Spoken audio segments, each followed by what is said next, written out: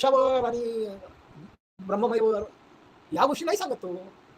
तर तो जे सध्या आपल्याला माहितीच नाही त्याच्याविषयी चर्चा करण्यात फारशी अर्थ नसतो. हे त्या सद्गुरूला माहित असतं. फक्त आपला सध्याचा प्रॉब्लेम काय आहे त्याच्यावर लक्ष केंद्रित करता आलं पाहिजे आपल्याला. आणि आपल्याला सध्याचा सगळ्यांचा आपला प्रॉब्लेम आहे दुःख. आपण दुःखित आहोत, चिंतित आहोत, भयभीत आहोत, काळजीत आहोत, द्वंद्वात अडकलेलो आहोत. आणि म्हणून ही जर आपली सध्याची परिस्थिती बदलायची असेल तर आपल्याला सध्या परिस्थितीत वर्तमान परिस्थितीचा अभ्यास करावा लागेल. आपल्या दुःखाचं कारण शोधावं लागेल. आणि खरा मार्गदर्शक तुम्हाला सध्या जी काही तुमची परिस्थिती आहे तिथूनच वाटचाल करायला लावतो. त्याचा अभ्यास करायला सांगतो तो आधी. ते शोधा, त्याच्याकडे पहा, त्याचं निर्विकल्प निरीक्षण करा, त्याला चांगलं वाईट म्हणू नका. सतत त्याच्याविषयी सजग राहा. त्या गोष्टीविषयी जे काही असेल ते, भय असो, चिंता असो, काळजी असो, दुःख असो, असं कॉन्शियसनेसचा शोध घ्यायला खरा मार्गदर्शक शिकवतो. आणि या असा कॉन्शियसनेसचा म्हणजे कॉन्शियसनेसचा शोध घ्यायचा आहे. जो कॉन्शियस आहे तो आणि ते कंटेंट ऑफ कॉन्शियसनेस या दोन भिन्न गोष्टी नाहीत.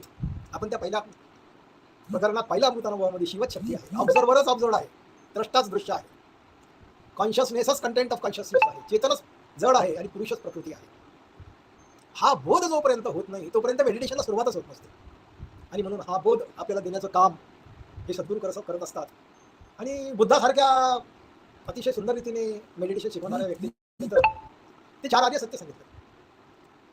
पहिलं आर्य सत्य सांगितलं दुःख आहे.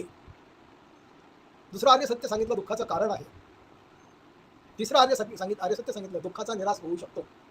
आणि चौथं आर्य सत्य सांगितलं दुःखाचा निराश होण्यासाठी जो मार्ग आहे तो असा आहे. त्याला त्यांनी आर्य अष्टांगिक मार्ग असं म्हटलं. ते रिअल मेडिटेशन आहे, दुसरं काही नाही.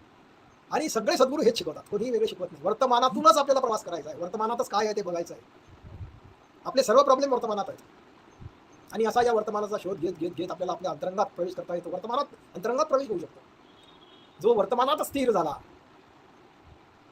त्याला अंतरंगात प्रवेश होतो. आणि तो प्रवेश होण्यासाठी द्रष्टाच दृश्य आहे हा बोध व्हावा लागतो. आणि असं हा ध्यानाचा बारकावा आहे.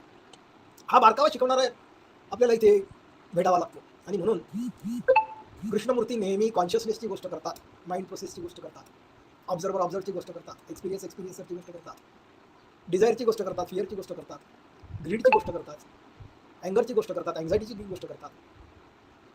या गोष्टी समजून घेणे म्हणजे ध्यानाचे बारकावे आहेत.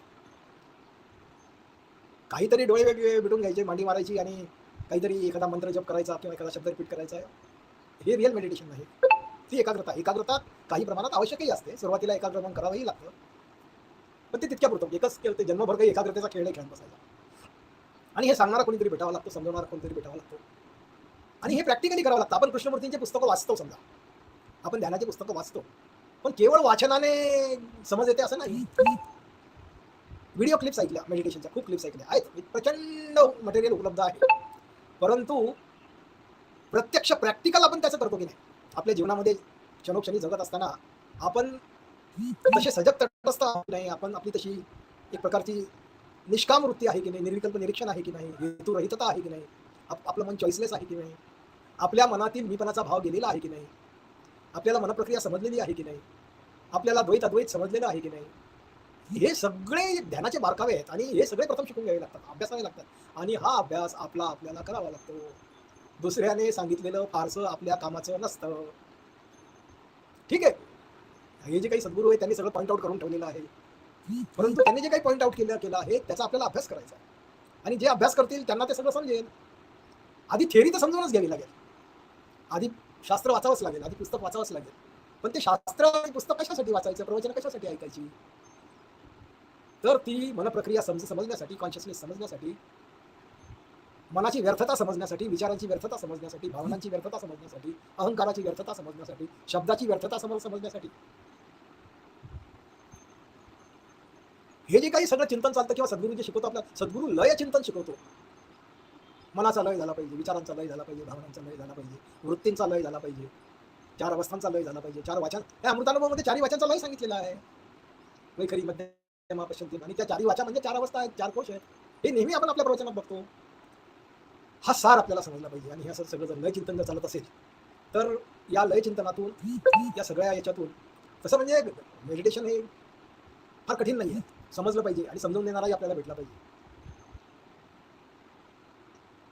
सगळ्यात जर अडचण काय असेल, मुख्य अडचण, तर ते आहे द्वैतात अडकलेलं मन द्वंद्वात्मक मन, इथे मी वेगळा आणि जग वेगळा असा एक भ्रम निर्माण झालेला आहे आपल्या मनामध्ये आणि कॉन्शियसनेसमध्ये. हा भ्रम जाणे हे आउटकम आहे रिअल मेडिटेशनचं, की सगळं काही एक आहे हे लक्षात आलं पाहिजे, सगळं अद्वैत आहे. जीव वेगळा आहे आणि ब्रह्म वेगळा आहे हा भ्रम आहे, आणि म्हणून जीव ब्रह्माची ऐक्यता हा वेदांताचा प्रिन्सिपल आहे. हा मी जो भासतो ना, जीव म्हणून भासतो किंवा ब्रह्म म्हणून भासतो, युनिव्हर्सल कॉन्शियसनेस म्हणून भासतो, हा मी नेमका काय आहे, हा कॉन्शियसनेस काय आहे, अनुभव आणि अनुभवणारा काय आहे, अनुभव आणि अनुभवण्याचा संबंध काय आहे, हा सगळा शोध म्हणजे मेडिटेशन. हे सगळं पहिल्या प्रकरणात आपण बघितलं.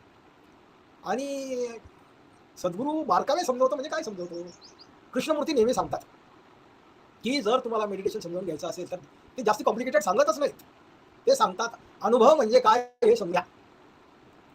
अनुभव, आपल्याला अनुभव येतात, डोळ्याने दिसतं, कानाने ऐकू येतं, जिभेला चव समजते, त्वचेला स्पर्श समजतो, नाकाला गंध समजतो, विचारांचा अनुभव येतो, भावनांचा अनुभव येतो, विकारांचा अनुभव येतो, हे सगळे जे काही फिअर डिझायर वगैरे आहेत, शेड्यूल आहे, त्यांचा अनुभव येतो. तर हा अनुभव म्हणजे काय, हा ध्यानाचा बारकावा आहे की अनुभवाचा शोध घ्या.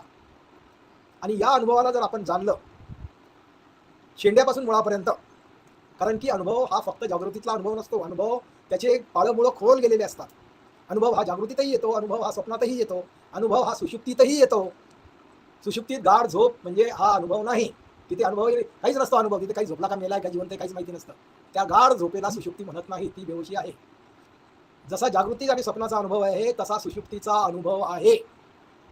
पण आपल्या मनामध्ये ती पात्रता नसते, म्हणून आपल्याला सुषुप्तीचा अनुभव येत नाही. त्याच्यासाठी मग ज्ञानाचे बारकावे समजून घ्यावे लागते, मनाची पात्रता वाढवावी लागेल, आणि मग असं जर केलं तर सुषुप्तीमध्ये प्रवेश होईल आणि मग पुढे जे काही व्हायचं ते होईल.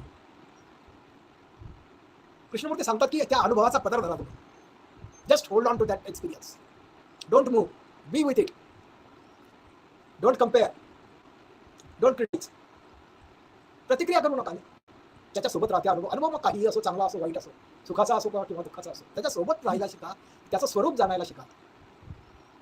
आणि असं जर आपण निरीक्षण करू शकलो तर तो अनुभव उलगडतो, अनफोल्डिंग होतं त्या अनुभवाचं. त्याला कॉन्शियसनेस अनफोल्डिंग म्हणतात. आणि कॉन्शियसनेस हा शेंड्यापासून मुळापर्यंत समजतो मग, आणि या कॉन्शियसनेसला असं शेंड्यापासून मुळापर्यंत समजणं हे रिअल मेडिटेशन आहे. 15व्या अध्यायात हेच सांगितलेलं आहे. त्याला या कॉन्शियसनेसला अश्वत्थ वृक्ष असं म्हटलेलं आहे. हा जो काही जगदाभास आहे, हा जगदाभास म्हणजे काय, हा कॉन्शियसनेस, विश्वभास, जग आहे आणि मी आहे असा भास, अनुभव आहे आणि अनुभवणारा आहे असा हा भास. तर हा फक्त अनुभव काय आहे याचा जर आपण शोध घेऊ शकलो तर अगदी शेंड्यापासून मुळापर्यंत अनुभव आणि अनुभवणारा आपल्या लक्षात येऊ शकतो. आणि मग खोटा